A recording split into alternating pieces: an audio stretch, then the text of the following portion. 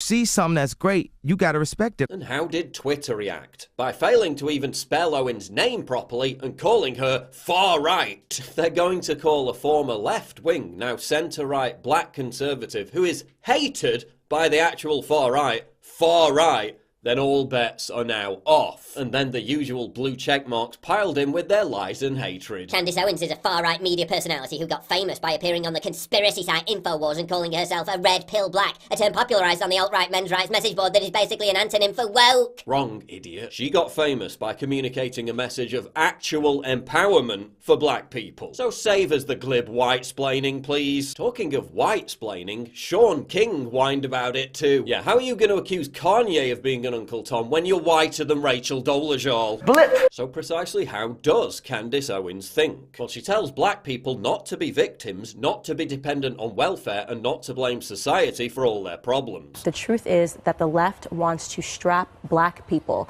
to this idea that they are victims. That's what it comes down to. They do not want black people focused on their futures. They want black people focused on their past. They like black people to be government dependent. They don't like to see black people that are free thinkers and are independent. And I think that's what Kanye West and myself represent to the black community, and that makes them very nervous. And that correlates exactly with Kanye's new outlook. Remember, Kanye met with Trump to talk about tackling black-on-black violence in Chicago, something that the left and Black Lives Matter supporters refuse to incorporate into their message because it doesn't fit their race-baiting victimhood narrative. Kanye has also exposed how the left fans the flames of hysteria over racism to metaphorically keep black people on the plantation, to keep them docile and easily controlled. Racism is a dated concept. It's not an actual thing that even means anything. You know, it's something that was used to hold people back in the past, but now there's been so many leaps and breaking of the rules that it's like, it's played out like,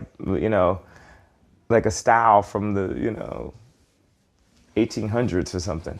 The real true freedom isn't in the words, the true freedom is in the opportunity. Kanye West represents a massive threat to the left because he has an army of adoring fans and is clearly done with being a puppet for their divisive agenda. After this, he's going to be relentlessly attacked by the establishment like never before. Get ready. The mainstream entertainment industry is so stale, so controlled, so adversarial to originality. It can no longer produce any icons with actual authenticity. Kanye himself has alluded to this on several occasions. Because y'all been lied to.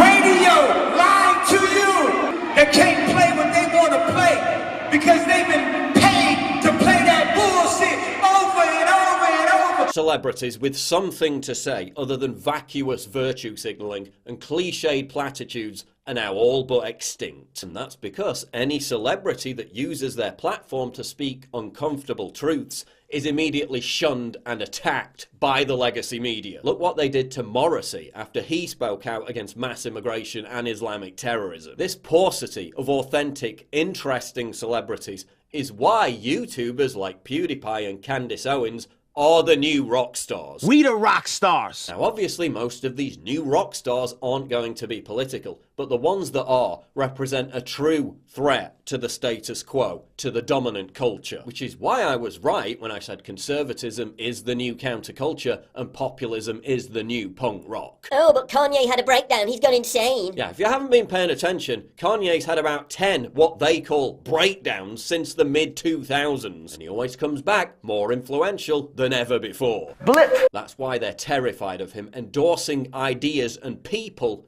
outside of their control. Who's they? I'm talking about the dominant cultural institutions of Hollywood, the entertainment industry, the music industry, and the media. The high priests of pop culture, the gatekeepers of what political and spiritual ideas we're told are acceptable. Now one of their own has gone rogue, and the panic is palpable. Your Truman Show boat is hitting the wall. Why do you think Kanye fears for his own life? As Andrew Breitbart said, politics is downstream from culture. You can change political destiny by hijacking culture. In case you haven't noticed, that's what I'm doing. The left is slowly waking up to the fact that they're losing their monopoly on controlling culture. When you've been in control for so many decades, something new inevitably has to emerge to become the new counterculture, especially given that the left no longer pushes to be edgy, daring or rebellious, and has instead embraced censorship, puritanism,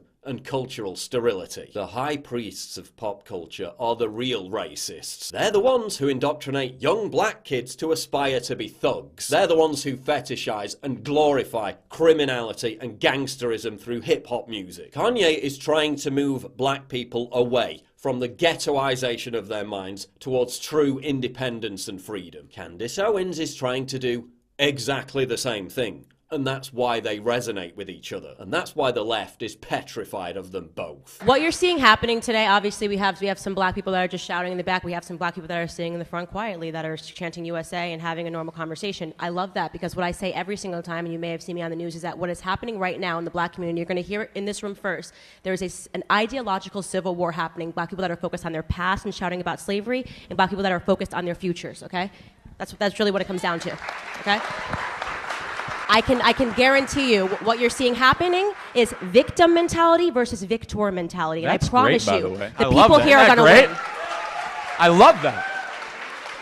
And there's no doubt in my mind. I can tell you right now who is going to be better off when we look 20 years, when we look at the faces in this room. Who is going to be better off are the girls that are sitting right here and across this room, because they don't have your mentality. Victim mentality is not cool. I don't know why people like being oppressed. It's the weirdest thing I've ever heard. I love oppression. We're oppressed. 400 years of slavery, Jim Crow, which, by the way, none of you guys lived through. Your grandparents did, and it's embarrassing that you utilize their history. You utilize their history, and you come in here with more emotion than they ever had when they were living through it. More emotion than they ever had when they were living through it. It's embarrassing. You're not living through anything right now. You're overly privileged Americans. They're also afraid that Kanye could be president one day. I'm not joking. As Terrence Williams said, both Kanye and Candace are free thinkers. If that triggers you, chances are you're not a free thinker. The left doesn't care about black people. They don't want black people to be business owners, doctors, or scientists. They want them to remain mired in dependency and hopelessness. They want them to continue to vote for their own enslavement. And whether you love or hate Kanye's narcissistic personality, When someone comes up and says something like, I am a god, everybody says, who does he think he is? I just told you who I thought I was, a god. the mere threat of him derailing this agenda to any degree, the mere fact that they don't control what comes out of his mouth, is what keeps the high priests of pop culture awake at night. And this was an extremely visionary move on my part.